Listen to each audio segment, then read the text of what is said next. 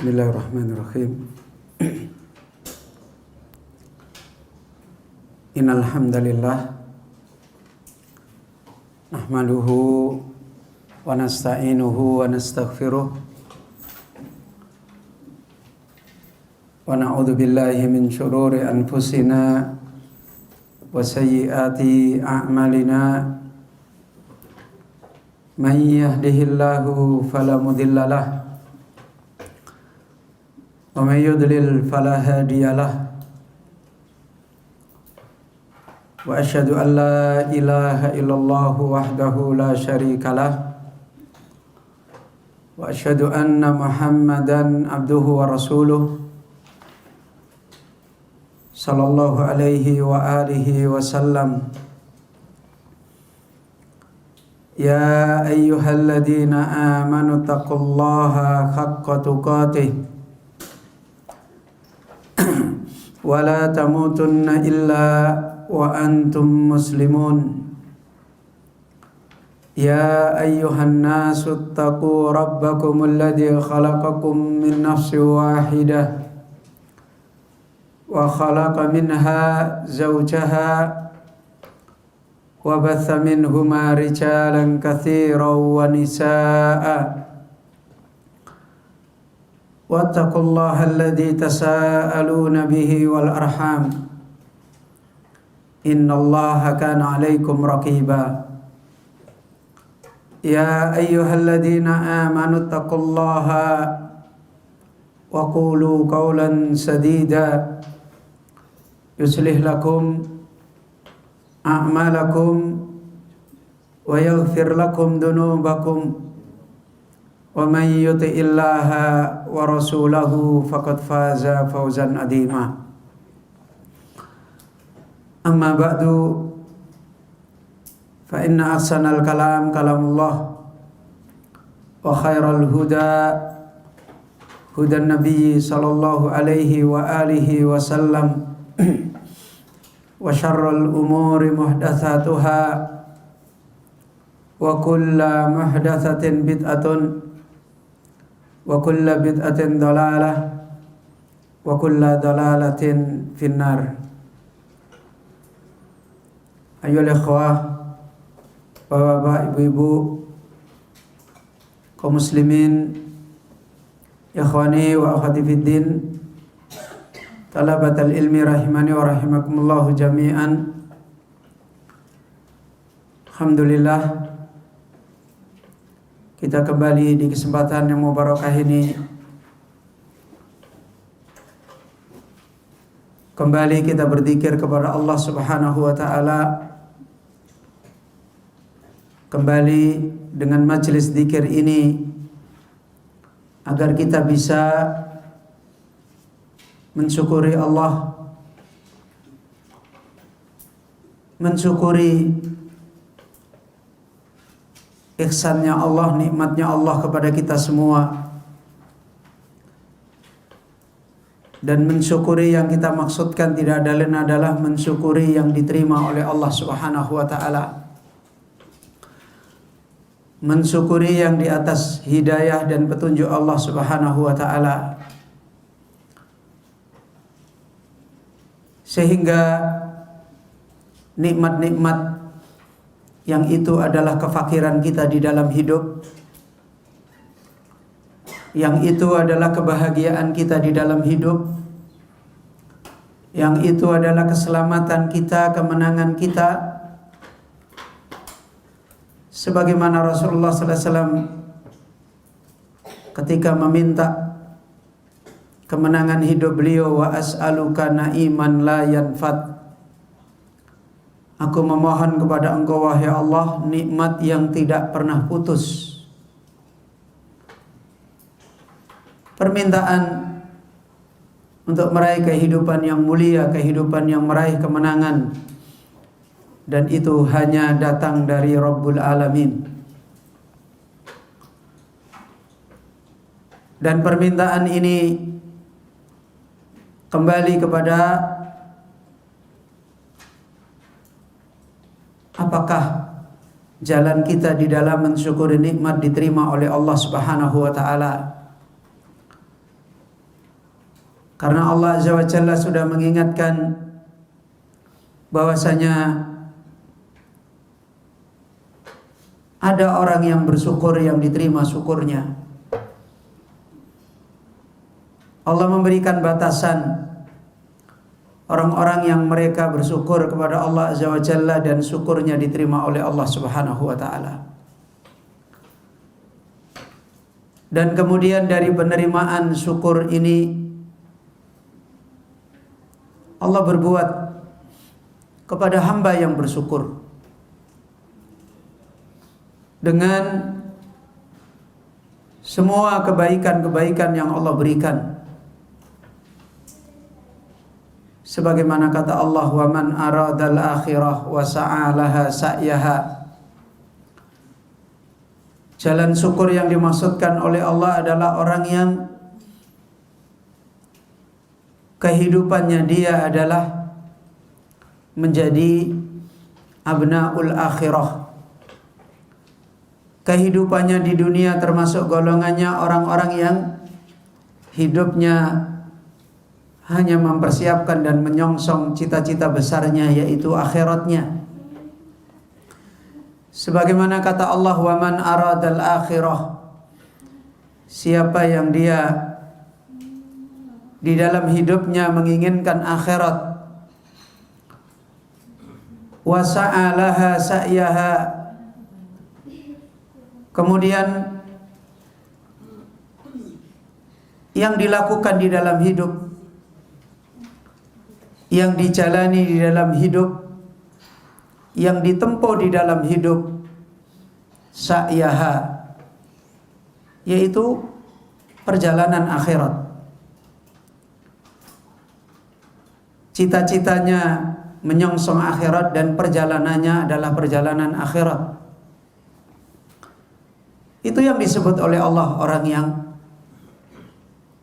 dinilai melakukan syukur kepada Allah Azza wa Jalla.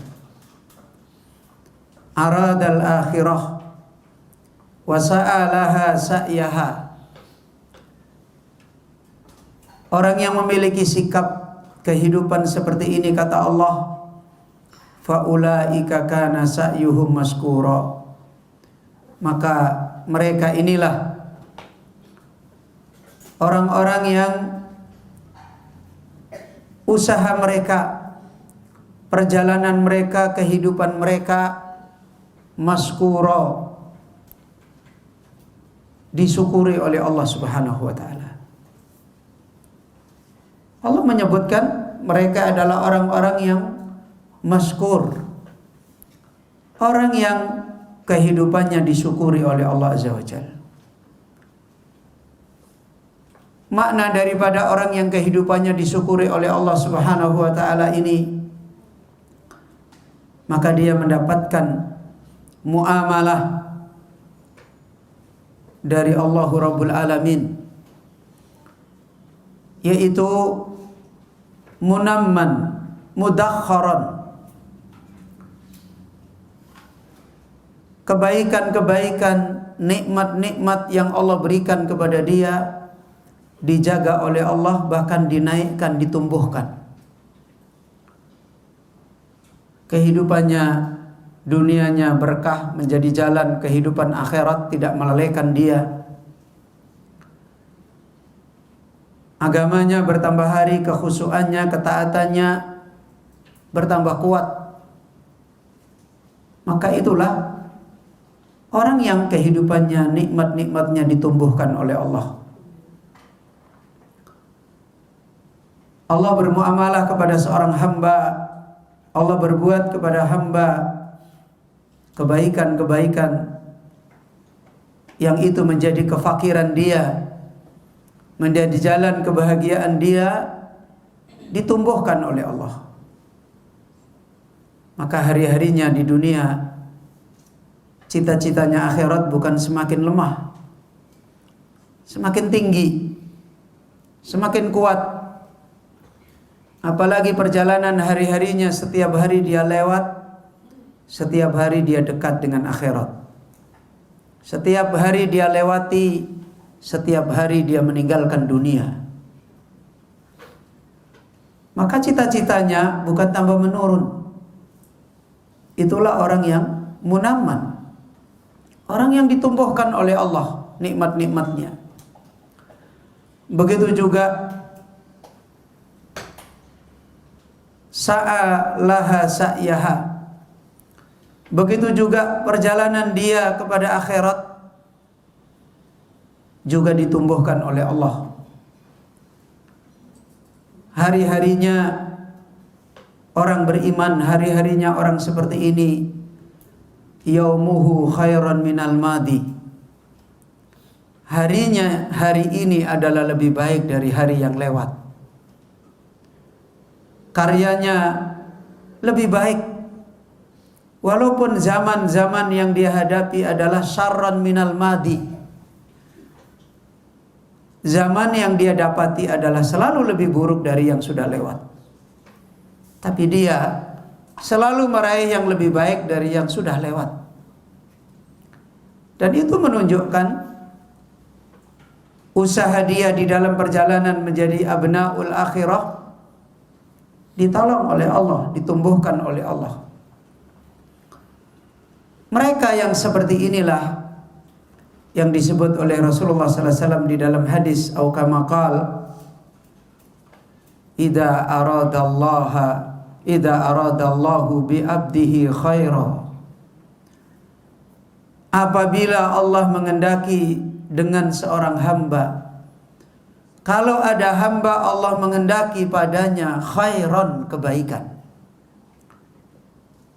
kata Rasulullah sallallahu alaihi wasallam, ista'malahu, maka Allah mengambil hamba ini untuk beramal, bekerja di jalan Allah Azza wa Jalla. Para ahlul ilm ketika menjelaskan hadis ini, fahadahullah, Allah beri hidayah, kemudian Allah tolong dia berjalan di atas hidayah, bertambah hari bertambah baik, kemudian fa'amatahu ala husnil khatimah, kemudian Allah mewafatkan dia di atas hidayah husnul khatimah. Kehidupan dia seperti yang dinasihatkan oleh para ahlul ilm, al-hasanah ba'dal hasanah. Kalau hari ini, kalau kemarin mendapatkan kebaikan satu, hari ini lebih. Kalau hari ini mendapatkan dua, besok akan lebih. Ini orang yang munamman, ditumbuhkan oleh Allah Azza wa Jalla, dan itu tanda faulaika kana sa'yuhum mashkura. Mereka adalah orang-orang yang karya mereka, perjalanan mereka mashkura, disyukuri oleh Allah Subhanahu wa taala. Ditumbuhkan kebaikannya, dijaga oleh Allah Azza wa Jalla. Semakin cerdas perjalanannya ke akhirat. Kemudian mudakharan, akhiratnya semakin ditunjukkan oleh Allah. Kemenangan akhiratnya semakin menjadi perhatian dia, simpanan dia untuk menjadi orang-orang yang nanti pada hari bertemu dengan Allah. Illa man atallaha biqalbin salim, yaitu orang yang dia bertemu dengan Allah membawa hati yang selamat. Maka semakin dekat, semakin kuat kecintaannya kepada Allah, semakin kuat takutnya kepada Allah, semakin kuat berharapnya kepada Allah Azza wa Jalla. Ayolah ikhwah kaum muslimin yang dirahmati oleh Allah Azza wa Jalla. Dan kita bersyukur kepada Allah ketika kita diberi kesempatan untuk membangun syukur yang seperti ini, yaitu ketika kita senantiasa ditolong oleh Allah Azza wa Jalla untuk diberi kesempatan kepada wasilah yang paling besar menjadi hamba yang seperti ini. Ketika kita ditolong oleh Allah punya kehidupan dengan ilmunya Allah, ketika kita ditolong oleh Allah, punya kehidupan dengan ayat-ayat Allah Subhanahu wa taala. Dan lebih-lebih lagi khususnya ketika perjalanan kita dengan ilmu, dengan ayat-ayat Allah di atas jalan yang benar, di atas taufik Allah Azza wa Jalla, di atas perjalanannya orang-orang yang sebagaimana dinasihatkan oleh para ulama kita, illam yakun mislahum illam takun mislahum fatashabbahu. Kalau kalian tidak bisa seperti mereka, maka berusahalah kalian untuk menyerupai mereka. Hanya itu jalan yang dinasihatkan oleh para ahlul alam. Illam takun mislahum fatashabbahu. Kalau kamu tidak bisa seperti mereka, maka menyerupailah, berusaha untuk tasabbuh dengan mereka, berusaha untuk mengikuti jejak-jejak perjalanan mereka. Karena Allah Azza wa Jalla telah mewasiatkan terkait dengan jalan untuk menuju kepada kemenangan tersebut. Kata Allah Rabbul Alamin, wa anna hadha sirati mustaqima fattabi'uhu wa la tattabi'us subula. Dan sesungguhnya ini adalah jalanku, mustaqiman, lurus, fattabi'uhu, ikutilah, wa la tattabi'us subula, jangan mengikuti jalan-jalan yang lain. Fatafarraqa bikum an sabilih, maka jalan-jalan yang lain itu akan menjadikan kalian bercerai, kalian berpecah dari jalan Allah Subhanahu wa taala. Ayolah ikhwah, kaum muslimin, bapak ibu yang dirahmati oleh Allah Azza wa Jalla, mengingatkan kepada kita semua, hamba-hamba Allah yang perjalanan mereka telah diridhai oleh Allah. Allah menyebut mereka di dalam kitabnya. Allah menyebut mereka sebagai orang-orang yang telah selamat. Bahkan di antara mereka, pribadi-pribadi mereka, langsung diberikan kalimat-kalimat bahwasanya mereka adalah orang-orang yang berhasil mendapatkan kemenangan di jalan ini. Siapa mereka? Tidak ada lain adalah awwaluha, generasi awalnya umat ini. Di zaman terbaik, di dalam mereka menempuh hidayah, di dalam mereka menjalani menjadi abnaul akhirah. Mereka hidup di zaman yang paling baik. Yang Rasulullah sallallahu alaihi wasallam bersabda, khairuha awwaluha. Paling baiknya umat ini adalah orang-orang awalnya.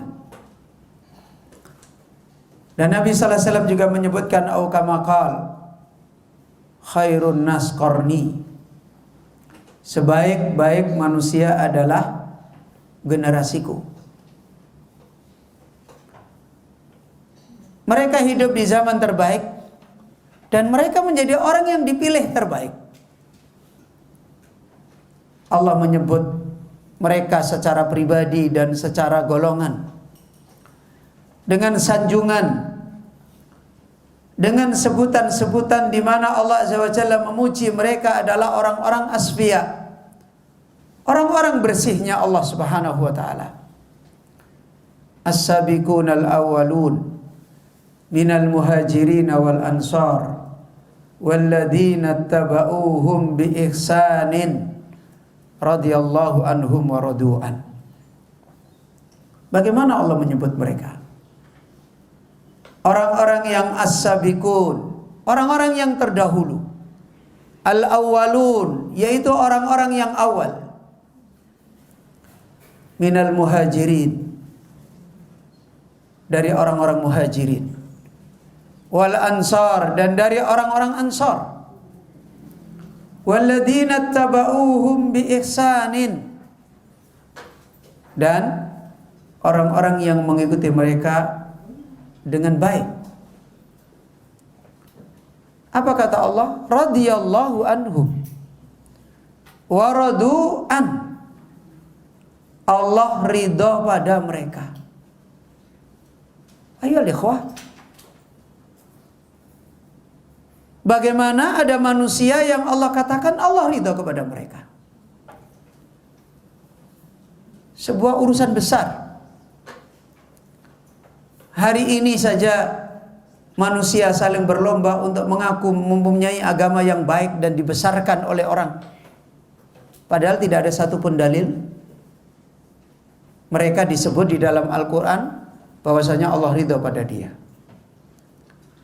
Hari ini manusia bertemu dengan orang-orang yang berurusan dengan agama.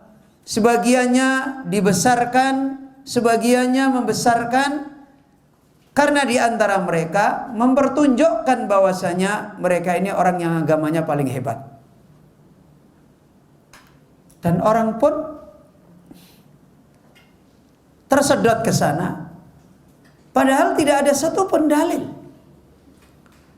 Kita lihat kadangkala hari ini ada seorang yang menyampaikan agama Allah dikelilingi ribuan manusia, jutaan manusia, dan manusia membicarakan sepertinya dia orang besar. Ya. Bahkan kita pun mungkin disibukkan berkomentar tentang dia. Padahal tidak ada satupun dalil kalau dia adalah Allah ridha pada dia. Enggak ada. Kita ketika mendengar al-muhajirin wal ansar as-sabiqun al-awwalun, jelas-jelas Allah Azza wa Jalla mengatakan radhiyallahu anhum. Allah ridha pada mereka. Tidakkah berita besar ini memenuhi akal kita, hati kita? Hari ini kita baru dikasih pamflet tabligh akbar, ustadz besar, mobil kita kerahkan, bendera kita tarik, manusia kita bawa, pikiran kita semalaman mempersiapkan. Kita dengar di dalam Al-Quran orang yang disebut oleh Allah radhiyallahu anhu. Apakah ada yang kaget di antara kita? Apakah kemudian akal kita ini dipenuhi dengan kesibukan memahami muhajirin, ansor, dan hati kita terbawa ini di antara mereka? Bahkan Allah Azza wa Jalla menyebutkan di dalam ayat yang lain, kullan wa'adallahul husna. Seluruh mereka ini Allah janjikan surga. Jelas sekali, ini Al-Quran. Dan kita semua, sebesar apapun hari ini, tokoh-tokoh orang di dalam beragama, tidak ada yang disebut oleh Allah di dalam Al-Quran wa'adallahul husna. Nggak ada. Ya. Kalau tak Allah menjanjikan orang mukmin yang menjalani imannya tidak disebut secara langsung seperti mereka. Allah menyebutkan, bahkan Rasulullah sallallahu alaihi wasallam mengatakan Abu Bakar fil jannah, Umar fil jannah, Utsman fil jannah, Ali fil jannah. Kenapa kita berbicara seperti ini? Ayo ikhwah. Di saat yang sama begitu besar beritanya Allah Subhanahu wa taala tentang mereka. Namun saat haji wada mereka semua bergetar, gemetaran. Mereka semuanya ketakutan. Mereka semuanya mengkhawatirkan agama mereka. Loh, padahal mereka ini seperti ini. Mereka punya nama besar di Al-Quran. Namun pada saat haji wada, Sebagaimana ketika itu Irbad bin Sariyah radhiyallahu an meriwayatkan berita tentang wasiat-wasiat Rasulullah sallallahu alaihi wasallam kepada mereka. Irbad bin Sariyah mengatakan, wa adana Rasulullah sallallahu alaihi wasallam mau'idatan balighatan. Saat itu Rasulullah sallallahu alaihi wasallam telah memberikan nasihat, memberikan peringatan kepada kami, kepada kita semua dengan nasihat yang sangat mendalam. Mau'idah balighah, nasihat yang sangat berat. Padahal mereka adalah orang-orang yang nama besar agama mereka sudah dijamin di dalam Al-Quran. Apalagi ahli Badr. Sampai di dalam hadis qudsi Allah berfirman kepada ahli Badr, i'malu ma syi'tum faqad ghafartu lakum. Silahkan kamu berbuat apa saja, sungguh aku Allah telah mengampuni dosa-dosa kalian. Itu hebatnya mereka. Namun ketika haji wada, mereka sudah punya perjalanan agama sekian lamanya, dan mereka di atas siraton mustaqim terjaga. Mereka tahu jalan yang hak seperti terangnya matahari. Mereka tahu jalan yang batil seperti terangnya matahari. Mereka merasakan manisnya jalan yang hak dengan pada puncaknya manisnya perjalanan hidup mereka. Dan mereka juga pernah merasakan pahitnya kebatilan. Kenapa?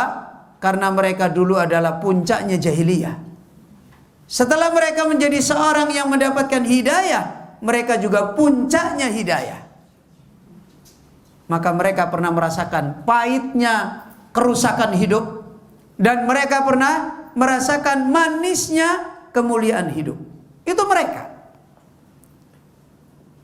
Namun demikian, ketika Rasulullah sallallahu alaihi wasallam, sebagaimana dalam riwayat Irbad bin Sariyah, wa adana Rasulullah sallallahu alaihi wasallam mau'idatan balighah. Sungguh Rasulullah sallallahu alaihi wasallam telah memberikan nasihat kepada kami dengan nasihat yang berat. Sesak dada mereka. Kemudian mereka mengatakan, kata Irbad bin Sariyah, darafat minhal uyun wa wajilat minhal qulub. Air mata kita keluar mengalir semua. Wa wajilat minhal qulub, hati-hati kita gemetaran semua. Kenapa? Mereka ketakutan. Apanya yang mereka takutkan? Berubahnya hidayah mereka. Ya, berubahnya hidayah mereka. Mereka takut kalau pahitnya jahiliyah kembali mereka dapat. Mereka takut kalau manisnya kehidupan hidayah kehilangan kembali. Ini yang mereka rasakan. Inilah orang-orang yang disebut oleh Rasulullah sallallahu alaihi wasallam wa qulubuhum wajilah. Allah Azza wa Jalla menyebut mereka, hati-hati mereka bergetar. Pada saat itu Aisyah radhiyallahu an, istri beliau sallallahu alaihi wasallam, ketika mendengar ayat wa qulubuhum wajilah, hati mereka selalu gemetaran. Kata Aisyah, apakah dosanya banyak? Kok mereka ketakutan begitu? Kata Rasulullah sallallahu alaihi wasallam kepada Aisyah, bukan begitu wahai putrinya Abu Bakar Siddiq. Justru mereka adalah orang yang agamanya paling hebat, tetapi mereka takut kalau tidak diterima oleh Allah Azza wa Jalla. Ini orang-orang yang siddiqin, orang-orang yang benar perjalanan hidayah mereka. Dan seperti ini sifatnya orang-orang beriman yang siddiqin, yang benar perjalanan iman mereka. Sebagaimana Al-Imam Ibnu Rajab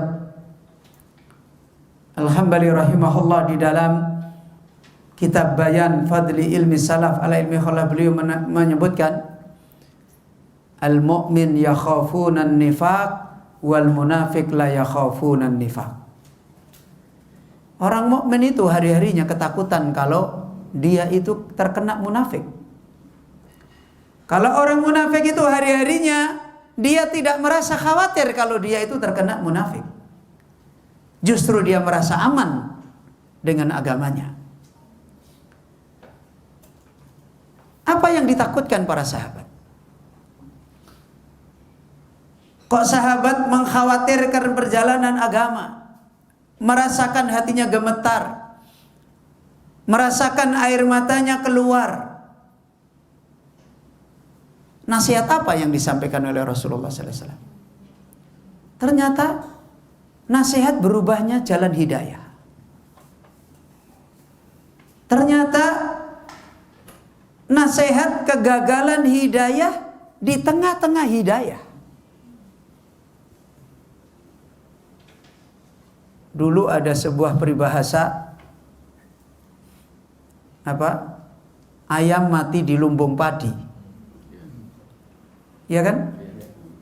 Jadi apa itu? Kebangkrutan yang luar biasa. Ya, di lumbung padi penuh dengan padi kok mati? Ya, gimana? Fa inna lillahi wa inna ilaihi raji'un. Sudah jadi orang Islam, sudah ada Al-Quran, ada Sunnah, ada ngaji, ada segala ulama juga ada, bangkrut agamanya. Fa naudzubillah min dzalik. Dan ini yang dikhabarkan oleh Rasulullah SAW. Dan ini yang menjadi perhatiannya Rasulullah SAW. Ya. Makanya perjalanan orang, perjuangan manusia menjemput hidayah dengan menjaga hidayah adalah lebih besar menjaga hidayah. Hari ini kita sering diberitakan ada ustadz membimbing orang masuk Islam. Banyak kan? Dari belum lama ini dari negeri ateis, dari Korea, sekarang lagi viral, ada seorang wanita masuk Islam. Ya. Kita bersyukur banyaknya manusia menjemput hidayah kepada Islam. Tapi kadangkala kita sedih. Setelah dia jadi Muslim, apakah dia ketemu jalan-jalan hidayah di dalam Islam? Ya. Ujung-ujungnya ketemu politikus, ujung-ujungnya ketemu alul hawa, ujung-ujungnya akidahnya ketemu Mu'tazilah, ketemu Khawarij, ketemu Syiah, ketemu Jabariyah, ketemu Qadariyah. Senyuman pada waktu masuk Islam pertama kadang meneteskan air mata. Di tengah jalan pun yang didapati jadi lain. Ya. Akhirnya malah menjadi bintang film tidak sadar. Malah masuknya di hitam putih. Malah dikomentari sana sini. Kemudian mau kemana perjalanan Islam yang ada? Dan ini banyak sekali fenomena. Bintang film mau ngaji, menjemput hidayah, tapi di mana perjalanan yang ditempuh? Ya. Menjemput kepada hidayah Islam, kadang orang tidak perlu belajar dalil, dengan logika sehatnya saja dia bisa menjemput. Kan banyak kan? Tidak perlu dia belajar dalil, tidak perlu dia berguru. Dengan logika sehatnya menjemput hidayah dia, Islam adalah agama yang benar. Global dia dapatkan. Begitu masuk Islam, Saya masih ingat ketika dulu saya masih muda pernah baca koran tentang orang Jepang yang mereka ini dengan kondisi negerinya yang punya etos kerja dunia yang begitu apa istilahnya tinggi dan disiplin, puncaknya ada dampak tingkat stres dan bunuh diri yang ada di sana adalah besar. Kehidupan rohani mereka tidak terjawab. Kehidupan hati mereka tidak terjawab. Mereka seperti robot-robot yang setiap hari beraktivitas dengan begitu kuat. Ya. Sebagaimana kisah orang Korea, wanita Korea yang masuk Islam baru-baru. Berangkat dari mana? Berangkat dari dia selalu stres. Padahal dia sekolahnya nomor 1, bapaknya seorang negarawan besar, sekolahnya selalu nomor 1. Tapi dia menghadapi hidup selalu stres. Anehnya begitu dia ketemu seorang muslim, dinasehati, dia merasa nyaman. Akhirnya tertarik dengan Islam. Nggak perlu capek-capek. Ya. Ini menjemput hidayah. Orang Jepang dulu juga begitu. Maka mereka mengadakan riset. Apa solusi yang mau dikerjakan? Mereka pelajari semua agama-agama. Mereka pelajari. Dan ini riset ilmiah, bukan cuma sekedar dongeng sana sini. Terus mereka menyimpulkan kita harus belajar Islam. Karena ternyata hanya Islam yang bisa menjawab. Setelah mereka memutuskan belajar Islam, maka mereka pelajari Islam. Tapi kita tahu Islam yang ada pada umat Islam hari ini adalah Islamnya muslimin. Paham Bapak Ibu? Islamnya orang Islam. Mereka kan menggunakan metodologi riset. Maka mereka pelajari orang-orang Islam. Maka ketemu di Afgan, ketemu di Irak, ketemu di sini, di sini, di sini, di sini. Apa yang dia dapat? Akidahnya beda-beda. Ya kan begitu kan? Apa yang didapat? Fikihnya beda-beda. Ya kan? Apa yang didapat? Akhirnya mereka menyimpulkan ternyata di dalam Islam ini juga macam-macam. Pusing lagi kepala dia. Pusing lagi. Maka mereka memutuskan kalau gitu kita pergi ke psikolog. Maka mereka mendatangkan pakar-pakar psikolog ke Jepang untuk memperbaiki mental kehidupan mereka. Karena yang banyak hancur ini malah bukan orang-orang yang baru ngejar dunia di Jepang itu. Yang sudah sukses dunia mereka itu yang kemudian stres. Dan kemudian dalam koran itu saya baca, setiap hari psikolognya juga ikut stres. Fa inna lillahi wa inna ilaihi raji'un. Ayo ikhwah rahimani wa rahimakumullah. Dan inilah persoalan yang justru para sahabat radhiyallahu anhum mereka takut. Mereka khawatir setelah mereka di dalam Islam. Karena ternyata justru perjalanan menjaga meraih hidayah di dalam Islam ini perjalanan besar, perjalanan berat. Kalau tidak, kenapa Rasulullah sallallahu alaihi wasallam paling banyak berdoa, Rabbana la tuzigh qulubana ba'da id hadaitana. Duh, sudah diberi hidayah. Wahai Allah, la tuzigh qulubana, jangan engkau palingkan hati kami. Ba'da id hadaitana, setelah engkau berikan kami hidayah. Ini doa yang paling sering dibaca oleh Rasulullah sallallahu alaihi wasallam. Beliau sallallahu alaihi wasallam selalu baca, ya muqallibal qulub tsabbit qalbi ala dinik. Wahai zat yang membolak-balikkan hati, tetapkan hatiku di atas agamamu. Maka mereka para sahabat ketika mendengar ini dinasihatkan oleh Rasulullah sallallahu alaihi wasallam. Apa nasihat Rasulullah sallallahu alaihi wasallam? beliau menerangkan tentang Da'ul Din, penyakitnya agama. Apa kata beliau sallallahu alaihi wasallam? Fa innahu may ya'is minkum fasayara ikhtilafan katsira. Nanti kalian yang hidup setelahku akan mendapati agama ini ikhtilafan katsira. Metode di dalam agama macam-macam.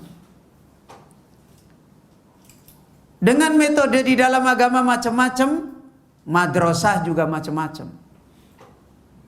pengajaran juga macam-macam, duat para dai juga macam-macam. Dan ini yang diberitakan oleh Rasulullah. Yang Nabi sallallahu alaihi wasallam ketika memberitakan ini bukan memberitakan kabar gembira, tapi memberitakan kabar bencana. Kalau tidak, kenapa sahabat sampai sedih? Kalau kabar gembira mestinya mereka kemudian makan-makan bareng-bareng di situ. Ini kabar kesedihan.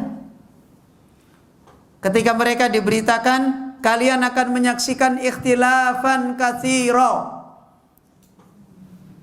perbedaan di dalam agama, bukan di dalam dunia ini yang dibicarakan oleh Nabi. Begitu agama yang mereka miliki berbeda-beda. Apakah yang dimaksud oleh Nabi ketika Nabi sallallahu alaihi wasallam memberitahu kepada para sahabat agama, kalian akan melihat perselisihan banyak pada kalian, itu yang dimaksud adalah orang Islam dengan yang non-Islam? Bukan. Orang Islam sesama orang Islam. Yang dibicarakan adalah agama mereka. Berarti nama mereka masih sama, Muslim semua. Tapi agama mereka apa? Berbeda-beda. Kalau agama mereka berbeda-beda, maka akidah mereka berbeda-beda, tauhid mereka berbeda-beda, hukum mereka bisa berbeda-beda, ya. Cara-cara mereka beribadah kepada Allah bisa berbeda-beda. Mereka semua mengatakan berjuang, ternyata juga berbeda-beda. Mereka menyebut dakwah Islam, ternyata beda-beda. Mereka menyebut amar ma'ruf nahi mungkar, ini bahasa Islam, tapi kenyataannya beda-beda. Mereka menyebut menuntut ilmu, kenyataannya beda-beda. Ikhtilafan katsira. Dan sahabat ketika mendengar nasihat ini, mereka keluar air matanya. Berarti sebelum itu agama mereka satu atau beda-beda? Satu. Ya. Sebagaimana Nabi sallallahu alaihi wasallam mengatakan dinuhum wahid. Kalau agama mereka satu, madrasah mereka berarti satu. Metodologi mereka juga satu. Kalau tidak, pasti begitu madrasah beda, agama yang mereka dapati pasti beda. Dan ini yang dikabarkan oleh Nabi. Dan Nabi memberitakan ini sebagai da'uddin, sakit penyakitnya agama. Pada waktu Rasulullah sallallahu alaihi wasallam memberitahu sahabat seperti ini, apakah Rasulullah sallallahu alaihi wasallam waktu itu memberitakan nanti Al-Quran kalian itu beda-beda? Apa begitu? Sampai hari ini saja Al-Quran masih sama. Ya kan? Ya. Apakah Nabi memberitakan nanti hadis-hadis kalian berbeda-beda? Enggak. Sampai hari ini mana ada orang menolak Sahih Bukhari? Mana ada orang menolak Sahih Muslim? Enggak ada tuh. Kalau begitu apa yang berbeda? Pemahaman mereka. Padahal Qurannya sama, hadisnya sama. Pemahaman yang mereka dapatkan beda-beda. Dari mana pemahaman beda-beda? Jelas metodologinya pasti beda, gurunya pasti beda, madrasahnya pasti beda. Dan itu Nabi memberitahukan sebagai sebagai penyakit. Dan itu ditunjukkan sikap para sahabat radhiyallahu anhum, darafat minhal uyun wa wajilat minhal qulub. Air mata mereka keluar. Sedih mereka, kadum. Mereka marah hati mereka. Mereka takut sekali agama mereka berubah. Hati mereka gemetaran. Dan Rasulullah sallallahu alaihi wasallam kemudian memberitahukan tentang dawa, tentang obat. Memberitahukan tentang jalan hidayah di dalam perjuangan yang seperti ini. Yang Nabi sallallahu alaihi wasallam sampaikan, alaikum bisunnati, alaikum bimanhaji, alaikum bitariqati. Pada saat itu kata Rasulullah sallallahu alaihi wasallam, kalian berpegang dengan sunnahku. Kalian berpegang dengan manhajku. Dengan metodologi yang diberikan oleh Rasulullah sallallahu alaihi wasallam. Kalian berpegang dengan tariqati, cara agama yang saat itu dipegang oleh Nabi sallallahu alaihi wasallam. Dan itu tempat manusia mendapatkan al-hidayah fil Islam. Itu adalah wilayah perjuangannya, hidayah mereka di dalam Islam. Mana lebih besar perjuangannya? Mana lebih berat perjuangannya? Jelas. Makanya tadi kita sebutkan banyak fenomena sampai hari ini. Bahkan di zaman Rasulullah sallallahu alaihi wasallam ada orang melihat akhlaknya Rasulullah saja masuk Islam. Gampang sekali kan? Ya. Hari ini juga begitu. Ada orang masuk Islam hanya karena melihat ada orang sedekah. Oh, bagus sekali Islam, masuk Islam. Tapi ketika dia di dalam Islam, apakah dia bisa mendapatkan sunnati, manhaji, tariqati? Maka ayyuhal ikhwah, kaum muslimin yang dirahmati oleh Allah Azza wa Jalla, dari sini ketika para ulama, para ahlul ilm disebut oleh Rasulullah sallallahu alaihi wasallam sebagai warasatul anbiya, sebagai pewaris para nabi, tidak ada lain, mereka adalah mewarisi perjuangannya Nabi. Setelah Rasulullah sallallahu alaihi wasallam tidak ada, penyakit agama ini tumbuh, mereka ulama yang benar pasti mereka mengawal ini. Pasti mereka dalam mengawal sunnati, manhaji, tariqati. Dan ayyuhal ikhwah kaum muslimin yang dirahmati oleh Allah, sudah berapa ratus tahun hijrah kita hidup di zaman ini? Ya, sudah 1400-an hijrah. Jalan sunnah Nabi sampai hari ini masih ada. Kan? Menunjukkan apa yang diwasiatkan oleh Nabi sallallahu alaihi wasallam, alaikum bisunnati, bukan khayalan. Meskipun perjalanan orang untuk mendapatkan madrasah sunnah Nabi adalah perjalanan besar, pasti perjalanan berat. Ya. Tidak gampang mereka untuk mendapatkan hidayah fil Islam, hidayah di dalam Islam, untuk mereka berada di dalam madrasah yang diwariskan oleh Nabi. Apa itu? Alaikum bisunnati. Dan tidak henti-hentinya hamba-hamba Allah tidak mudah istiqomah di sana. Tidak mudah istiqomah di sana. Kenapa? Karena kasratul fitan wa dha'ful qalbi. Karena fitnah sudah menjadi sunnah kauniyah banyak. La ya'ti zamanun illa kana syarran minal madi. Tidak datang sebuah zaman kecuali zaman itu lebih buruk. Berarti sunnah, fitnah bukan berkurang, bertambah. Di saat yang sama, dha'ful qulub, lemahnya hati manusia. Dari mana hati manusia lemah? qillatul ilmi, qillatud din, qillatul iman. Sedikitnya ilmu, sedikitnya agama yang dimilikinya, sedikitnya iman. Maka lihat, terus menerus fitnah menyihir manusia. Karena itu di antara ulama sunnah memberikan nasihat yang paling mulia. Tidak ada kebahagiaan bagi seorang, lebih-lebih lagi bagi anak-anak yang mereka tumbuh di dalam hidayah. Awal mereka tumbuh di dalam hidayah, mereka bertemu dengan ahli sunnah. Mereka bertemu dengan ulama sunnah. Mereka bertemu dengan ahli ilmu di atas sunnah. Sampai-sampai sebagian mereka mengatakan, kalau kalian bertemu dengan seorang ahli sunnah di negeri timur, sampaikan salam saya. Ini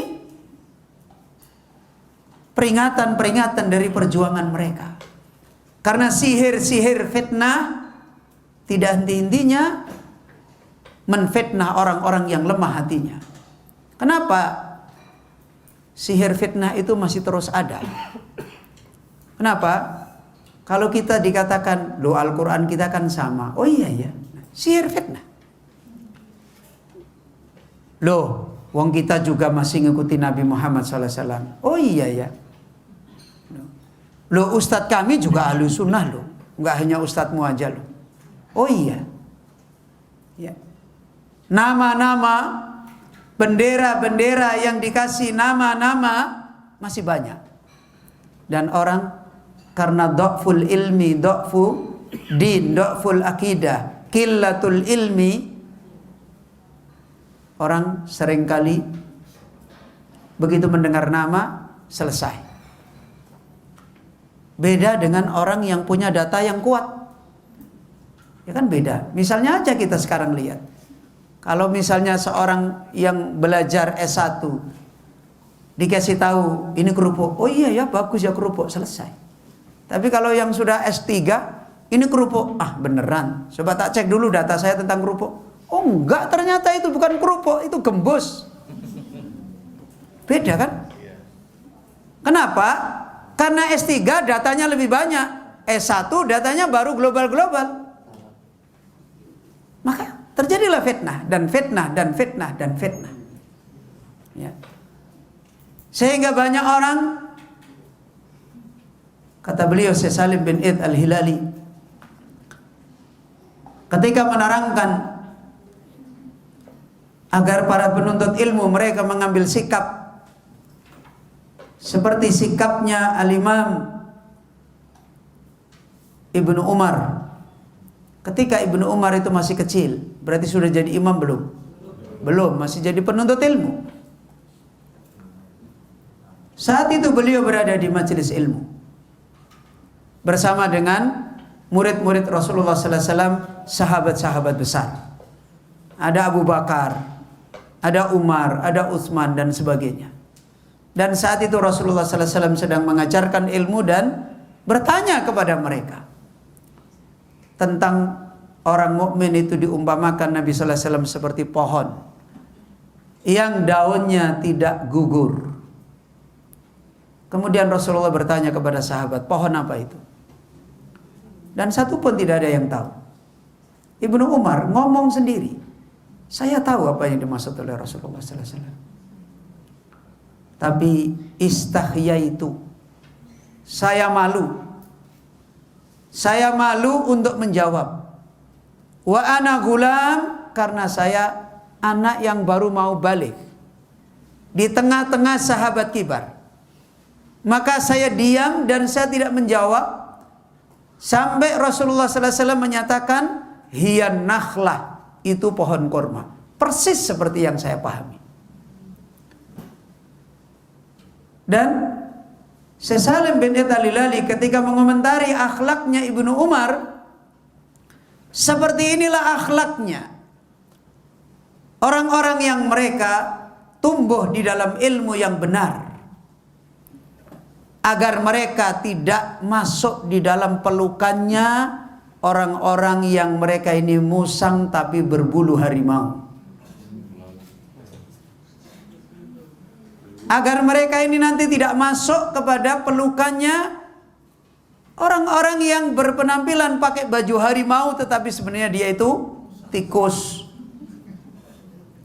Fa inna lillahi wa inna ilaihi raji'un. Dan itu fitnah yang terus terjadi. Maka kaum muslimin Bapak Ibu yang dirahmati oleh Allah Azza wa Jalla, demikianlah kita lihat sekarang perjalanan orang di dalam menjemput hidayah fil Islam. Al-fitnah katsirah, al-madrasah katsirah, ad-du'at katsirah.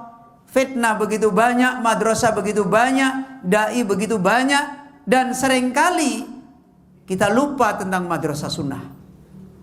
Seringkali kita tidak tahu perjalanan kita di dalam hidayah. Makanya lihat, hari ini kalau orang berbicara ngaji sunnah hari ini jauh sekali dengan zaman saya awal-awal ketemu sunnah. Sangat jauh. Ya.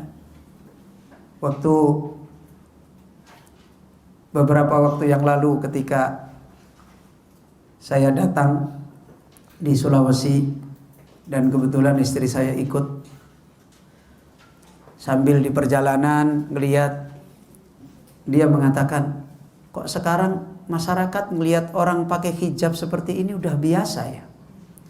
Di mana-mana kita dapati, bahkan di kampung-kampung orang pakai hijab. Ya.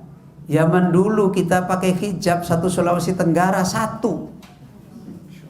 Kita setiap kali naik mobil tidak ada mata berkedip.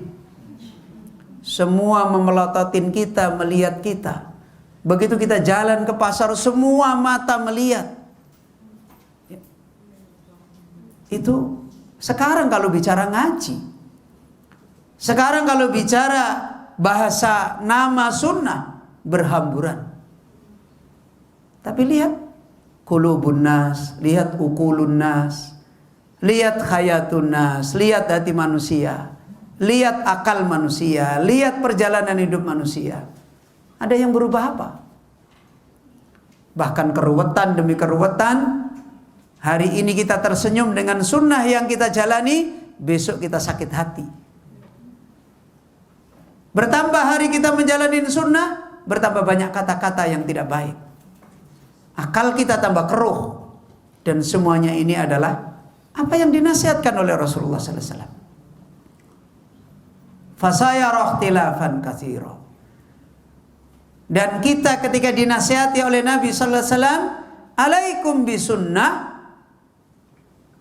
beda sekali ketika nasihat ini disampaikan kepada mereka. Kenapa? Ya karena akal kita ini baru dipenuhi dengan nama-nama. Dipenuhi dengan nama ikhtilaf. Cuma nama aja. Tapi hakikat ikhtilaf sejauh mana, sepahit mana, belum banyak tahu di sini. Makanya dengar nasihat ikhtilaf, apa tuh ikhtilaf? Oh iya begitu aja. Begitu Nabi sallallahu alaihi wasallam mengatakan alaikum bisunnah, ya sederhana aja kita mikir, oh sunnah. Oh di Gramedia ada buku sunnah, ya baca. Sederhana sekali. Sehingga kita mendengar hari ini pun gak ada yang sedih. Gak ada yang kemudian hatinya gemuruh, hatinya kemudian bingung, gak ada. Sahabat ketika mendengar itu gemuruh kehidupan mereka, ketakutan mereka. Kenapa? Karena ketika mereka mendengar bahasa Rasulullah, fasayara ikhtilafan katsira, mereka penuh akalnya, hatinya, kehidupannya tentang makna yang ada di dalam perkataan Nabi ini. Dan mereka jalani. Begitu juga ketika Rasulullah sallallahu alaihi wasallam mengatakan alaikum bisunnah, akal mereka penuh dengan makna itu. Hati mereka penuh, kehidupan mereka penuh, sehingga bahasa itu menancap sekali. Beda dengan kita-kita ini. Karena sedikitnya makna-makna yang kita miliki, ilmu yang kita miliki di akal kita, di hati kita. Dan lebih banyak kita selama ini mendapatkan Islam istilah-istilah yang kosong dari makna-makna yang benar. Bahkan kalau kita mendapatkan makna-makna yang benar pun sebatas informasi, bukan perjalanan hidup. Beda sekali. Ya. Kalau mereka dulu ketika mendengar nama itu, ya akalnya penuh, hatinya penuh, perjalanan hidupnya penuh. Beda. Sama misalnya kita dulu ketika masih anak-anak. Orang tua ngomongin kepada kita, hidup hati-hati. Itu beban sekali di akal. Beban sekali di hati. Diingat-ingat terus, ada apa ya kok ibu, bapak ngomongin begitu. Coba hari ini omongin anak-anak, hati-hati kalau hidup. Nggak nyentel aja nggak ada. Ya. Bahasa itu bahasa lewat. Kenapa? Karena nggak ada makna di sini. Nggak ada makna di dalam hati, nggak ada makna di dalam hidup. Bagaimana mereka bisa memahami kalau hati-hati itu bahasa yang begitu besar? Karena di laptop nggak ada hati-hati, ya. Di HP nggak ada bahasa hati-hati. Adanya cuma cancel sama neck. Nggak ada bahasa hati-hati. Ya. Jadi apa itu hati-hati? Wah, nggak masuk di akalnya. Yang ada yes sama no, cancel, neck. Itu yang ada. Nggak nyambung dengan pikirannya. Dikasih hati-hati, ya nggak nyambung. Tahu-tahu kecemplung sumur. Karena hidupnya hanya cancel sama neck. Dan anak sekarang jarang cancel, neck terus. Ya kan begitu kenyataannya. Akhirnya nggak tahu hidup. Kalimat kebenaran pun lewat ringan sekali. Kayak bahasa yang lewat aja. Sama. Ketika Rasulullah SAW mengatakan kepada para sahabat seperti ini, membekas dalam. Akalnya mikir semalaman pun nggak sampai. Ya. Hatinya pun gemuruh. Kehidupannya pun langsung ingat semua. Ya. Ibarat dia punya rekaman film, diingat semua perjalanan hidupnya. Gimana ya? Kalau sampai itu terjadi begini-begini, besar sekali. Ya. Beda dengan kita-kita hari ini. Ya. Ketemu madrasah sunnah, pakai pamflet. Tablik akbar, ustadz kibar. Habis itu ngaji rame-rame, pawai pakai mobil. Selesai pulang, sudah selesai. Yang membekas pamfletnya, yang membekas ketawanya ustadznya, yang membekas adalah tadi gemuruhnya orang bawa bendera rame-rame. Sudah selesai. Ya.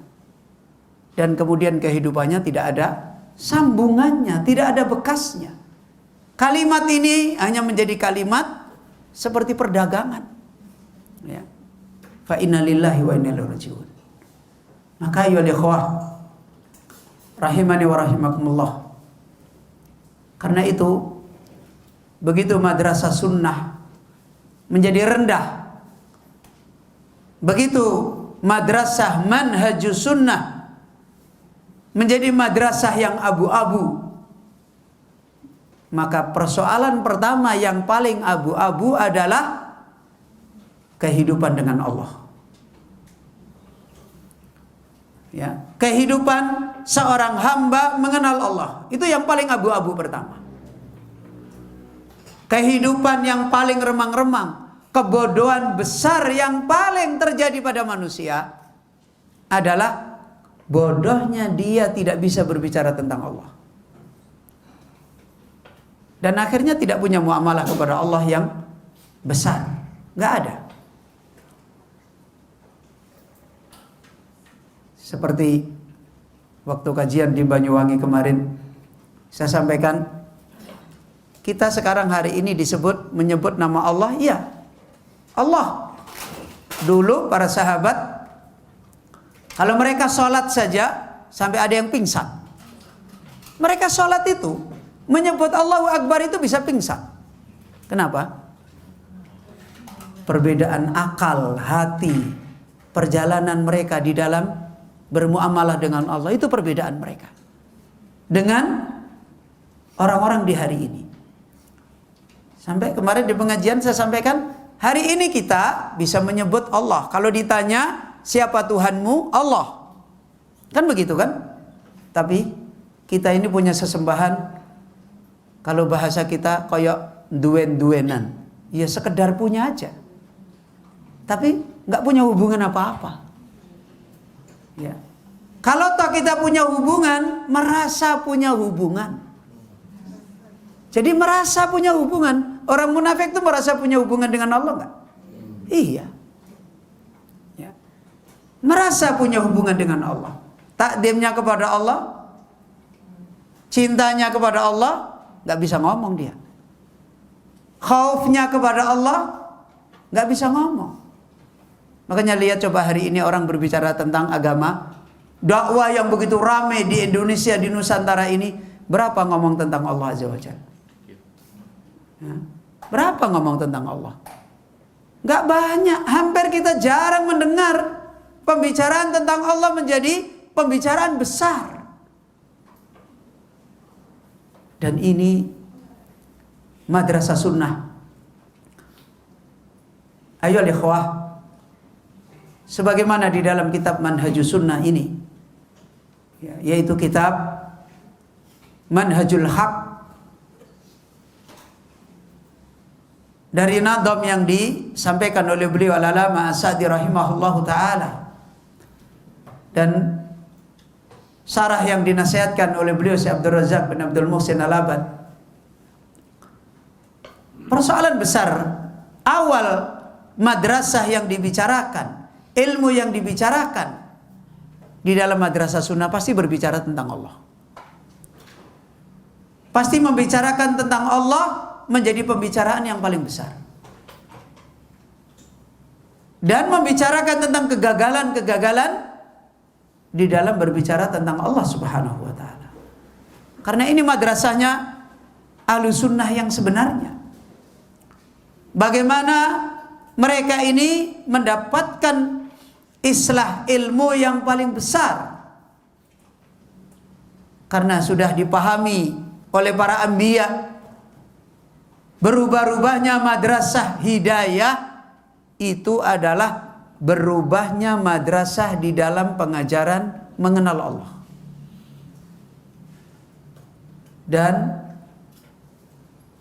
Masya Allah, begitu madrasah pelajaran mengenal Allah berubah, hakikatnya nilai agama yang mereka dapatkan berubah semua. Hari ini ilmu tentang akidah sudah mencatat, dan banyak orang pun tahu kalau perjalanan akidah Islam ini muncul kelompok-kelompok manusia. Ada yang namanya Khawarij, ada yang namanya Murji'ah, ada yang namanya Qadariyah, ada yang namanya Jabriyah, ada yang namanya Jahmiyah. Ini sesuatu yang tidak asing bagi orang yang berbicara tentang ilmu, dan khususnya adalah pembicaraan tentang manhaj, tentang akidah. Sesuatu yang tidak asing. Hanya kadangkala orang hari ini ketika membicarakan hal-hal seperti ini, pembicaraan skripsi. Tahu pembicaraan skripsi? Ya, pembicaraan yang ditulis di dalam risalah, diteskan sama orang, dinilai benar, dapat titel, selesai. Dan seakan-akan pembicaraan ini adalah pembicaraan di cloud. Tahu cloud? Pembicaraan di angkasa sana itu loh. Ya. Sehingga orang tidak perlu lagi bicarakan ini di dalam kehidupan pada kaum muslimin dan sebagainya, nggak nyambung. Malah kadangkala ada orang yang mengatakan jangan ngomong itu, nanti tidak orang Islam berpecah belah. Ya. Pinternya orang orientalis. Sebenarnya bahasanya bisa dibalik. Jangan ngomong itu, nanti orang Islam dapat hidayah. Gitu loh. Ya. Jadi harusnya kan begitu. Jangan ngomong itu, nanti kalau ngomong itu orang Islam ini jadi baik semua. Berbahaya. Ya, itu orang orientalis pinternya. Jangan ngomong itu, nanti orang Islam jadi tidak bisa bersatu. Dan sekarang yang tidak ngomong itu bersatu enggak? Podo wae. Sama. Dan ahlul alam ketika membicarakan ini semua ternyata adalah berangkat dari satu masalah. Bodoh dengan Allah. Usulnya adalah sama. Usulnya mereka adalah jahil dengan Allah Subhanahu wa taala. Ayo lihat kaum muslimin yang dirahmati oleh Allah. Dan ini perbandingan yang besar apa yang sudah dinasihatkan oleh beliau Syekh As-Sa'di rahimahullah di kajian kita yang lewat. Benda-benda mati saja cerdas kepada siapa? Kepada Allah. Ya. Dan ini bukan berarti benda-benda mati itu ulama. Karena orang sekarang juga lagi viral. Nah, koncone dhewe bantah-bantahan ulama ki sapa. Mereka makhluk-makhluk yang mati yang tidak punya taklif itu cerdas mengenal Allah sehingga mereka mensucikan Allah Azza wa Jalla, sehingga mereka mensucikan Allah dengan sebenar-benarnya mensucikan, dan tidak ada satupun makhluk-makhluk yang besar ini kemudian mereka membesarkan selain Allah. Langit membesarkan bumi, bumi membesarkan langit, langit atau membesarkan gunung, gunung membesarkan laut, nggak ada. Mereka semua sepakat. Yusabbihu lillahi ma fis samawati wal ard. Semua yang ada di langit dan di bumi, mereka mensucikan Allah Azza wa Jalla semua. Ya. Mereka semua sepakat tentang kebesarannya Allah Azza wa Jalla. Bahkan sikap-sikap mereka sebagaimana dicontohkan, tidak ada satupun mereka menandingkan Allah dengan yang lain. Maka disinilah apa yang tadi diperingatkan, apa yang tadi dinasihatkan, di mana letak manusia banyak mengalami kena penyakit di dalam hidayah, yaitu hidayah fil Islam. Hidayah ketika dia jadi orang Islam ini dapat hidayah enggak? Dan dampaknya persoalan ini adalah apa? Da'ul umam. Apa da'ul umam? Penyakit umat Islam yang sudah diprediksi oleh Rasulullah sallallahu alaihi wasallam. Apa itu penyakitnya? Umat Islam menjadi kaum yang rendah. Dan itu Nabi sallallahu alaihi wasallam yang berbicara. Tada'a alaikumul umam. Ya, kalian dikelilingi oleh bangsa-bangsa lain. Kama tada'al akala ala qas'atiha. Seperti binatang-binatang yang rakus mengelilingi makanan. Sahabat bertanya kepada mereka, awamingkillah, apa kita sedikit? Bal antum yauma idzin katsir. Nabi sallallahu alaihi wasallam, ya, kalian jumlahnya banyak. Ya, kalian itu jumlahnya banyak, walakinnakum gusa. Tapi kalian itu seperti buih. Kagusa isail, seperti buihnya air yang mengalir. Apa yang dibicarakan ketika Nabi sallallahu alaihi wasallam membicarakan ini? Allah Azza wa Jalla menimpakan pada hati kalian. Ini yang dibicarakan. Ya, wala yakdifannallahu fi qulubikum alwahna. Allah menimpakan di hati kalian penyakit wahan. Apa itu penyakit wahan? Hubbud dunya wa karahiyatul maut. Ya. Dan itu penyakit, sumber daripada semua penyakit, sumber dari semua dosa, sumber dari semua kemaksiatan. Hubbud dunya wa karahiyatul maut, menunjukkan dhaful iman, dhaful akidah, qillatud din, fasadud din, yang akhirnya umat seperti itu. Apalagi bermanfaat menjadi wasilah kebaikan umat yang lain, dia sendiri saja tidak mendapatkan islah dengan agamanya. Maka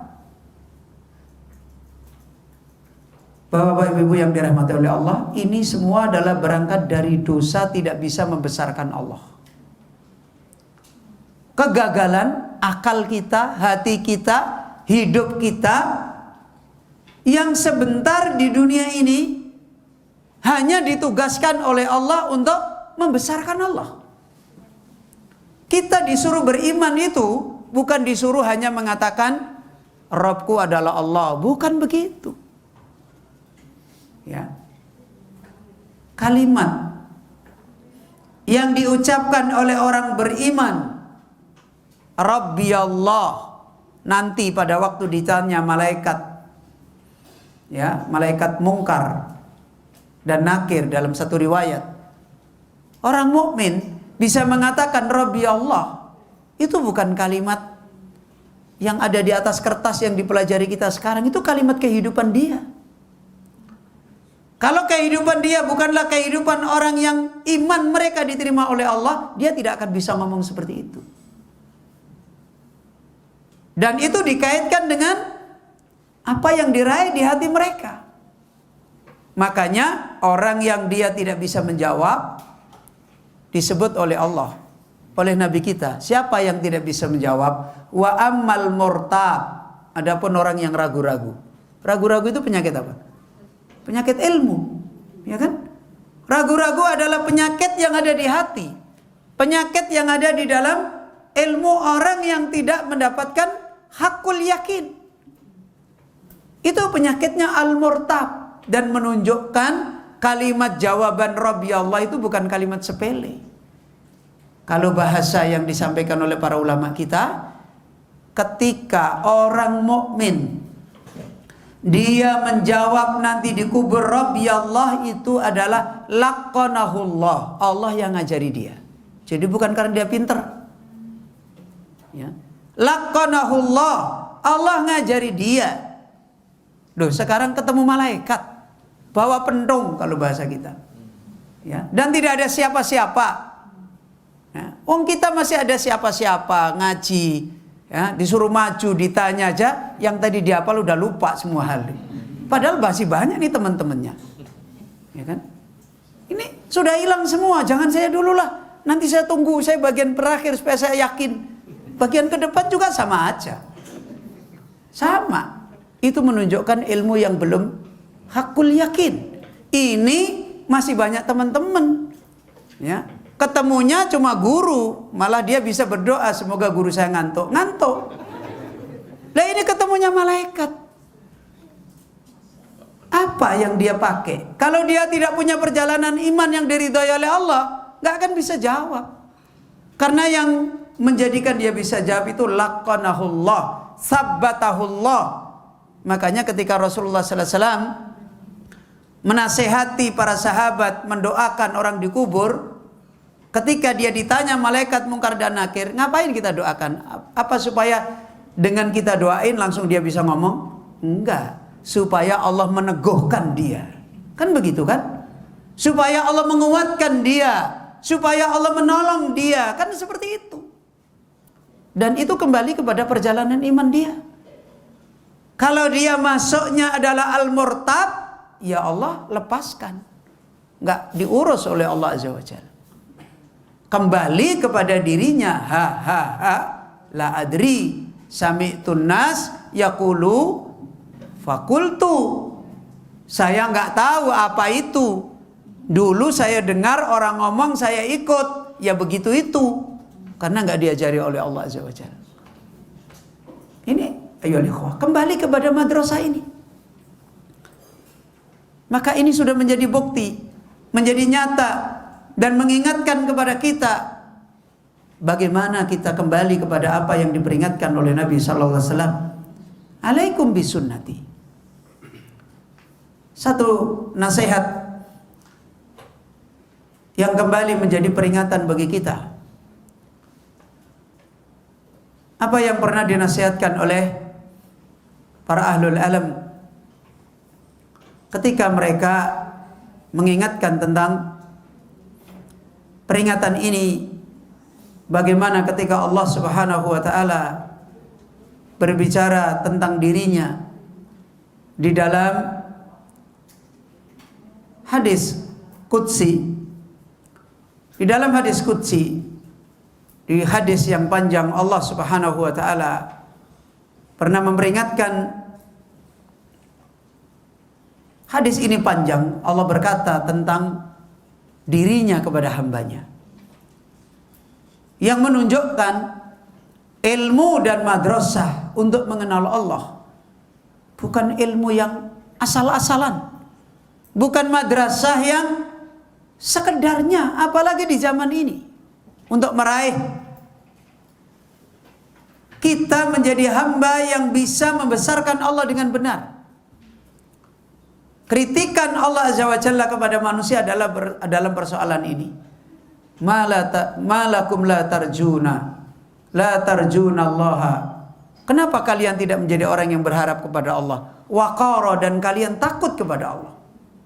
Dalam hadis qudsi yang panjang, lihat bagaimana Allah mengkhabarkan tentang dirinya. Apa kata Allah Rabbul Alamin? Ya ibadi, lau anna awwalakum wa akhirakum wa insakum wa jinnakum kanu ala atqa qalbi rajulin wahidin minkum ma zada dalika fi mulki syai'a. Lihat bagaimana Allah mengkhabarkan tentang dirinya. Ya ibadi, dalam hadis qudsi yang panjang, wahai hamba-hambaku, sungguh sekiranya seluruh orang awal kalian dan seluruh orang akhir kalian dan seluruh manusia di antara kalian dan seluruh jin di antara kalian. Coba. Kemudian apa kata Allah? Kanu ala atqa qalbi rajulin wahid. Sekiranya semuanya itu menjadi orang yang takwanya paling tingginya, takwanya manusia satu orang. Semua, seandainya semua jadi Nabi Muhammad SAW semua. Bahasa kasarnya seperti itu. Seandainya semua orang awal, orang akhir, semua manusia, semua jin, siapa manusia paling bertakwa? Rasulullah kan? Sekiranya mereka ini jadi Nabi Muhammad SAW semua, kalau bahasa ekstrimnya begitu, maka tidak menambahkan kebesaran kerajaanku. Kaum muslimin Bapak Ibu yang dirahmati oleh Allah, bagaimana Allah mengkhabarkan kebesarannya? Ya. Dan ketika Allah mengkhabarkan seperti ini, tidak lain Allah mengajarkan kepada manusia persoalan besar seorang hamba kepada Allah adalah bagaimana hamba itu mengenal kebesarannya Allah. Dan dari sana agama itu baik, dan dari sana agama itu lurus, dan meninggalkan darinya agama itu berubah. Sebagaimana berubah yang terjadi pada orang-orang dulu. Hal yang demikian juga sebagaimana dinasihatkan oleh para ahlul ilm. Di antara nasihat yang diperingatkan oleh ulama sunnah, khususnya di zaman ini, al-inayatu bidirasati asma'illahi ta'ala wa sifatihi asbahatil yauma wadifatal ulama'i ahli sunnati wal jamaati. Maka di antara nasihat yang diperingatkan oleh para ulama, maka memperhatikan, mementingkan, memprioritaskan belajar tentang Allah, namanya dan sifat-sifatnya hari ini adalah pelajaran yang harus menjadi tugas besar ulama ahli sunnah. Dan otomatis umat ahli sunnah, penuntut ilmu di kalangan ahli sunnah, perhatian yang harus mereka prioritaskan adalah belajar tentang masalah ini. Dan perhatian besar ini dinasihatkan, id a'tau hadal janibal ihtimama al-akbara ala ikhtilafi wadhaifihim al-ilmiyati wad-da'wiyati wat-tarbiyati. Bagaimana mereka harus mempunyai perhatian di sini dengan besar? Mereka mencurahkan sisi mementingkan yang besar untuk memberikan pengajaran-pengajaran tentang Allah, tentang namanya, tentang sifatnya, dengan berbagai macam uslub. Tugas-tugas yang dilakukan ulama semua harus dimasukkan pengajaran tentang ini.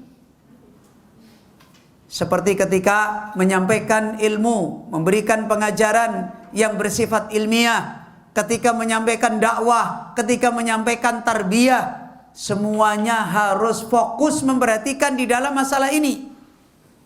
Walam yaktasiru ala dirasatil jawanibid dhihniyati al-mujarradati fakhasbu.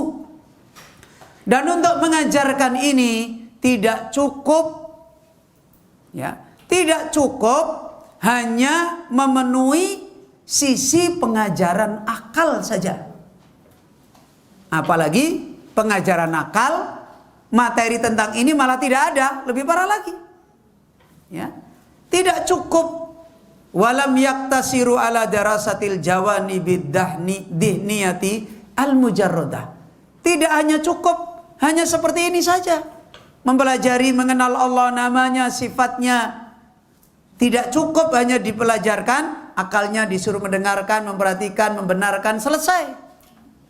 Dengan kitab-kitab, tulisan, karya ulama tentang masalah ini tidak cukup.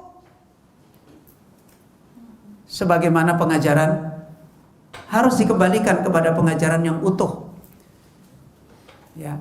Dimanapun, kadangkala pengajaran itu harus hatinya dikenakan, akalnya dikenakan, kehidupannya dikenakan. Dan itu madrasah mengenal Allah yang benar. Apalagi di zaman fitnah. Ya. Lihat manusia yang paling kuat hatinya mengenal Allah, Abu Bakar Siddiq radhiyallahu anhu. Dan lihat ketika terjadi fitnah, Allah kuatkan Abu Bakar Siddiq seperti gunung yang kokoh. Bagaimana caranya Abu Bakar Siddiq belajar? Burung terbang hinggap sebentar saja, direnungi berjam-jam. Ya. Dia lihat seekor burung datang hinggap, habis hinggap kemudian dia pergi, dia kaji tentang ilmu yang terkait dengan mengenal Allah sampai keluar air matanya. Ini madrasah sunnah, dan dulu Rasulullah mengajar sahabat itu demikian. Ya. Dulu Rasulullah sallallahu alaihi wasallam, para ahlul ilm, ulama-ulama dulu, mereka mengajar manusia di dalam madrasah sunnah, madrasah mengenal Allah yang kuat. Sehingga benar-benar mereka ini meraih apa yang mereka raih di dalam kehidupan mereka. Ilmu yang paling besar yaitu ta'dhimullah, membesarkan Allah subhanahu wa ta'ala. Ya. Maka kenapa demikian? Li'annal maqsud anna naf'ahum annafhamuha wa na'malu biha wa natarabba alaiha. Karena tujuan belajar di dalam madrasah sunnah untuk membicarakan, mengenal tentang Allah Azza wa Jalla, itu bukan materi pelajaran di kertas. Tujuan kita belajar mengenal Allah itu adalah untuk akal kita faham, untuk kehidupan kita beramal, dan untuk kita mendidik diri menjadi orang yang punya muamalah dengan Allah. Itu tujuannya. Wa hadza min husni muamalatil abdi ma'a rabbih. Dan kalau hamba sudah punya pengajaran yang seperti ini yang akan menjadikan sumber seorang hamba punya muamalah yang baik kepada Rabbnya. Dari sini semua muamalah baik itu. Ya. Maka ayo ikhwah, bahkan para ulama menasihatkan wayan bagi an nafhama anna ta'adduda asma'il bari wa sifatihi tadullu ala ma'nan adib fi haqqillahi ta'ala. Ya. Dan di sini dinasihatkan tujuan kita memahami Allah Azza wa Jalla mengajarkan tentang nama-namanya. Itu semuanya adalah bukan cuma sekedar kita disuruh mengenal Allah punya nama ini, bukan. Ya. Karena nama-nama yang Allah beritakan, bahkan susunan ayat-ayat tentang nama-nama saja mengandung makna-makna yang besar. Sebagaimana di dalam surat Al-Fatihah. Dalam surat Al-Fatihah. Sehingga dikenal nama-nama Allah saja ada yang disebut dengan Asma'u al-Husna al-A'dham. Ada nama Allah yang paling besar. Di antara nama-nama Allah ada nama-nama Allah yang paling besar. Karena apa besarnya nama ini? Karena hurufnya. Kalau hurufnya lebih banyak berarti namanya besar? Bukan. Karena apa? Karena makna. Kalau kita tidak mendapati makna, tidak mungkin kita bisa meraih nama ini adalah nama besar. Dan tidak akan berdampak di akal kita, tidak akan berdampak di hati kita, nggak akan berdampak dalam kehidupan kita. Ya. Ini ayyuhal ikhwah kaum muslimin yang dirahmati oleh Allah. Duhurnya jam berapa ya? Ya. Masih setengah jam ya. Nah. Ayo ikhwah kaum muslimin yang dirahmati oleh Allah. Maka dinasihatkan membicarakan tentang nama-nama Allah. Untuk kita disampaikan oleh Allah nama-nama seperti tadi dalam surat Al-Fatihah. Yang ulama selalu menyebut nama-nama Allah yang ada di dalam surat Al-Fatihah secara urutan itu adalah Al-Ismul A'dham. Nama Allah yang besar. Apa yang pertama disebut? Lafaz jalalah Allah, kemudian Rabb, kemudian Ar-Rahman, kemudian Ar-Rahim, kemudian Al-Malik. Dan ini bukan cuma sekedar nama yang kita tahu di situ ada 5 nama selesai, enggak. Karena nama ini akan membangkitkan iyyaka na'budu. Problemnya ada di sini.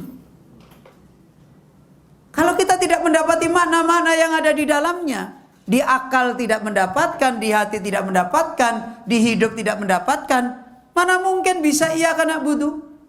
Problem iyyaka na'budunya. Gak akan bisa.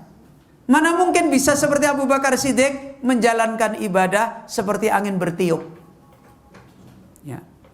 Kebaikan Abu Bakar dalam satu kali waktu bisa dapat kebaikan 10.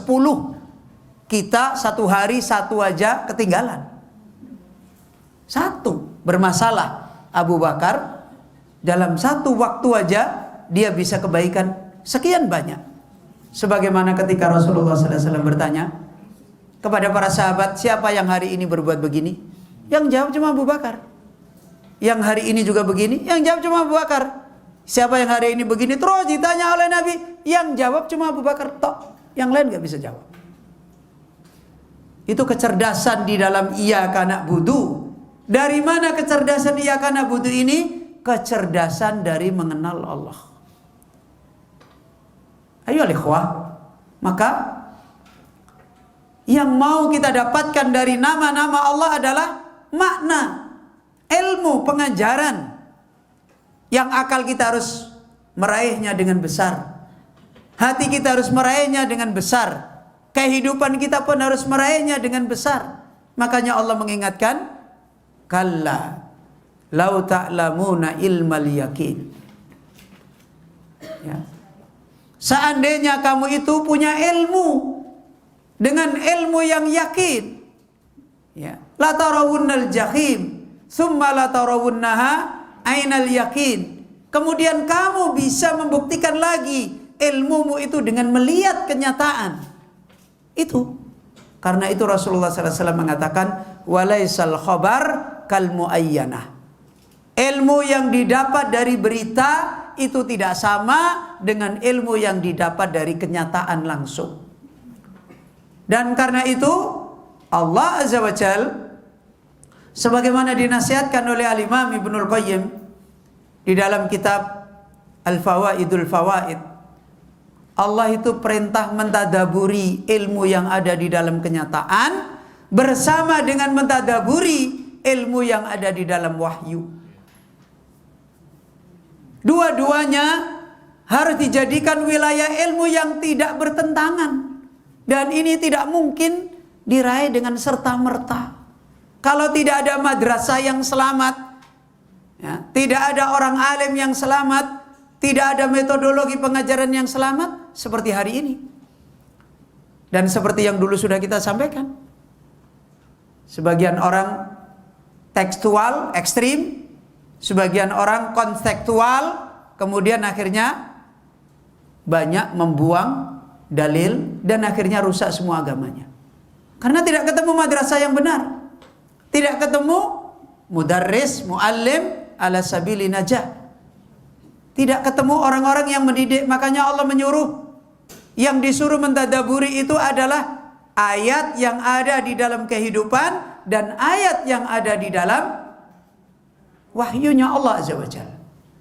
Dan dari sini Al-Imam Ibnul Qayyim menyimpulkan, fal masnu'atu syahidun tusaddiqul ayatil masmu'ati.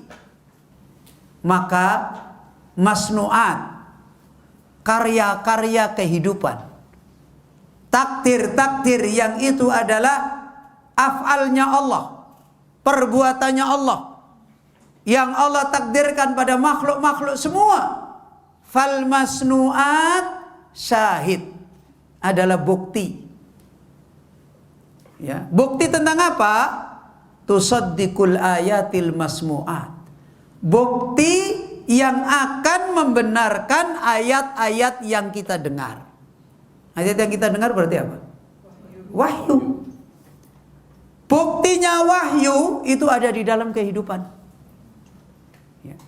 Orang akan mendapatkan wahyu ini meledak di hatinya kalau dia bisa membuktikan di dalam kehidupannya.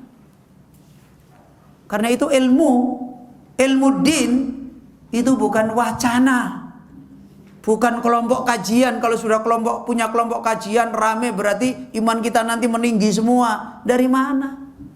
Nggak ada. Ya. Nggak akan bisa diraih kalau kita tidak punya manhaj ilmu yang benar. Ya. Jadi itu yang diterangkan oleh Imam Ibnul Qayyim. Tusaddiqul ayatil masmu'ah. Kemudian munabbihun alal istidlal bil ayatil masnu'at. Dan ayat-ayat yang didengar berarti apa itu? Wahyu. Itu munabbih, memperingatkan alal istidlal, di dalam mengambil dalil-dalil bil ayatil masnu'at, dengan ayat-ayat yang dikaji di dalam hidup. Pengambilan dalil tentang pengkajian riset di dalam hidup pasti akan tersesat kalau tidak diberi bimbingan oleh apa? Ayat masmu'at. Pasti akan tersesat itu. Begitu juga orang yang mempunyai ayat-ayat masmu'at akan kosong kalau dia tidak membuktikan di dalam masnu'at. Karena itu madrasahnya Nabi nggak ada gedungnya itu. Madrasahnya Nabi di dalam kehidupan. Terkadang Nabi menyampaikan hadis di gua, terkadang Nabi menyampaikan hadis sambil jalan, terkadang Nabi menyampaikan hadis di pasar, terkadang Nabi duduk dengan sahabat di pohon. Terkadang Nabi menunjukkan hikmah ini. Ayo likhwah. Dan ini madrasah orang-orang yang makrifat kepada Allah. Khususnya lebih-lebih lagi pelajaran mengenal Allah. Maka menjadi jelas dari sini hakikat bahwa hidayah fil Islam adalah nikmat yang besar dan sekaligus penyakitnya adalah besar, dan kembali kepada persoalan bagaimana seorang hamba kembali mengenal Allah. Karena itu kebanyakan yang terjadi, apa yang terjadi? Antara mengenal Allah dan mengenal makhluk, apa? Saling masuk. Ya kan begitu? Saling masuk. Lihat ibadah-ibadah kita. Sok-sok ikhlas, sok-sok ora ikhlas. Ya kan begitu kan? Itu kan saling masuk namanya. Ya kan begitu? Ya. Kadangkala ikhlas berapa menit, sebentar lagi sudah keluar ikhlasnya, ganti yang tidak ikhlas. Kenapa? Ya karena itu tadi, persoalannya takdim kepada Allah itu sering menyeberang takdim kepada makhluk. Dan itu kalau bahasa agama namanya syirik. Ya, makanya Nabi sampai mengatakan syirik itu sampai penyakit seperti semut hitam yang berjalan di malam yang gelap. Ya, itu syirik. Ya. Orang sekarang membicarakan syirik hanya merek-merek aja. Ini patung, ini. Syirik secara hakikat itu berangkat dari kebodohan mengenal Allah. Akhirnya menyeberang. Makhluk masuk ke Allah, Allah masuk ke makhluk. Dan ini persoalan. Dan itulah di syair yang disampaikan oleh beliau Syekh Sa'di rahimahullah, yang akan kita ambil faedah lebih lanjut ketika beliau Syekh Sa'di menasihatkan di dalam kitab Manhajul Haq di syair yang berikutnya, yaitu syair yang ketujuh, tanazzaha an-niddin wa kuf'in mumathilin wa an wasfin di nuqsani jallal muwakhadu. Tanazzaha an-niddin, Allah itu adalah zat yang menjadi bersih, an-niddin dari tandingan, wa kuf'in dari penyetaraan, mumathilin dan dari perumpamaan, persamaan, wa an wasfin di nuqsani, dan Allah itu harus bersih dari memberikan sifat-sifat yang kurang, yang cacat. Jallal muwakhadu, maka Allah adalah zat yang ditauhidkan telah luhur. Ini yang tercapai. Kalau ini tidak tercapai, maka terjadilah menduakan Allah dengan makhluk. Dan itu kegagalan dari semua hidayah. Itu kegagalan dari takdim kepada Allah Subhanahu wa taala. Karena itulah tadi sudah diingatkan, dinasihatkan para ulama kita, perhatian mereka yang paling besar adalah membicarakan tentang Allah. Dan ini adalah maksud paling besar di mana Nabi Muhammad SAW menasihatkan, alaikum bisunnati. Ukuran madrasah sunnah, ukuran ilmu sunnah ada di sini. Makanya ketika kita jadi penuntut ilmu, perhatian kita untuk mempelajari sunnah Nabi di dalam masalah ini lemah, berantakan. Sebagaimana banyak terjadi, kita dicontohkan oleh para ulama. Ada seorang ahli tafsir, tapi madhab akidahnya Mu'tazilah. Ahli tafsir. Ada seorang, dia ahli meriwayatkan hadis, manhaj akidahnya kuburiyun. Ada orang ahli fuqaha, manhaj akidahnya asobiyun. Banyak sekali terjadi. Kenapa?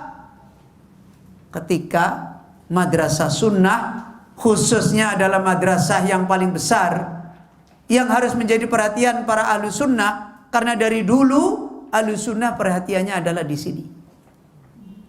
Perhatiannya adalah di sini. Seperti yang dulu sudah kita sebutkan, lihat kitab-kitab yang dulu dinamakan dengan nama sunnah. Kitabnya ulama banyak yang dinamakan dengan nama sunnah. Ya, kitab aslu sunnah, usulu sunnah, sharihus sunnah. Itu nama-nama kitab ulama. As-sunnah. Banyak sekali. Isinya apa di kitab itu? Isinya mengenal Allah. Isinya membicarakan penyimpangan orang-orang di dalam membicarakan Allah. membicarakan tentang orang-orang yang rusak ilmu mereka ketika membicarakan sifat Allah Azza wa Jalla. Fokus bicara di sana. Dan ini dosanya orang-orang menyimpang dulu. Dari sini dosa mereka kemudian beternak kepada dosa-dosa yang lain. Ya. Dosanya orang Yahudi, induknya dari dosa ini. Dari dosa ini kemudian bertelur, berternak, beranak pinak kepada dosa-dosa yang lain. Ketika mereka sudah tidak punya kehidupan muamalah dengan Allah, maka dosa yang lain akan gampang pada mereka. Yufsiduna fil ardi. Mereka membuat kerusakan di muka bumi. Maka ayo ikhwah, Bapak Ibu yang dirahmati oleh Allah Azza wa Jalla, ini yang kita ambil faedah pada muqaddimah, pada masuk bab yang ketujuh, syair yang ketujuh, dan semoga nanti bisa dicetak supaya nyimaknya lebih mudah. Kalau ada catatan bisa dicatat, filenya sudah dikirimkan, dan insya Allah majelis kita akhiri sampai di sini. Semoga Allah Azza wa Jalla memberikan taufik kepada kita semua menjadi hamba-hamba yang ditolong oleh Allah di dalam nikmat Islam, diberi taufik di dalam Islam, dan kita akhirnya menjadi hamba-hamba yang faulaika kana sa'yuhum masykura. Bapak Ibu yang dirahmati oleh Allah, saya mohon maaf jika ada kekurangan dan khilafan. Kita akhiri majelis kita. Subhanaka Allahumma bihamdika, asyhadu an la ilaha illa anta, astaghfiruka wa atubu ilaik.